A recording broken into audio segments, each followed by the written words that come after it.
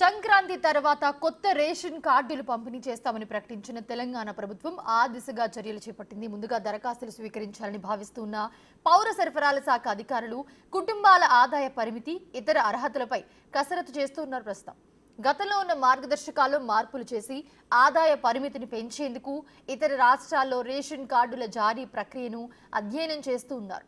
గతంలో రేషన్ కార్డుల జారీకి పట్టణ ప్రాంతాల్లో కుటుంబాల ఆదాయ పరిమితి 2 లక్షలుండగా గ్రామీణ ప్రాంతాల్లో 1,50,000గా ఉంది. ఈ పరిమితి 10 నుంచి 20,000 పెంచే అవకాశాలున్నాయి. అధికారులు కొత్త మార్గదర్శకాలు రూపొందించి సమర్పించిన వెంటనే వాటిపై కేబినెట్ చర్చించి నిర్ణయం తీసుకోనుంది.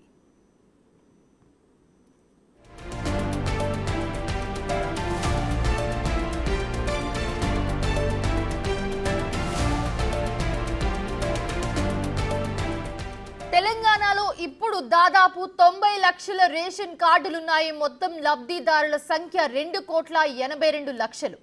ప్రస్తుతం ఉన్న కార్డులో కొత్తగా కుటుంబ సభ్యుల పేర్లు చేర్చాలంటూ వచ్చిన దరఖాస్తులను ఆమోదిస్తే మరో 26 లక్షల మంది లబ్ధిదారులు జతకానున్నారు.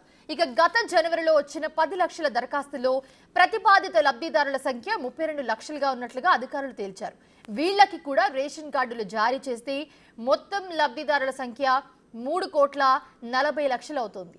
తెలంగాణలో 3,80,00,000 జనాభా ఉండగా రేషన్ కార్డులు లేని వాళ్ళు 40 లక్షల మందే ఉంటారని అధికారులు చెప్తూ ఉన్నారు. అయితే కేబినెట్ భేటీ తర్వాత ప్రభుత్వం కొత్త రేషన్ కార్డుల జారీకి అప్లికేషన్ తీసుకునేందుకు అనుమతి ఇవ్వొచ్చని, సంక్రాంతికి కాస్త అటు ఇటుగా ప్రక్రియ అయితే ప్రారంభమవుతుందని చెప్తూ ఉన్నారు.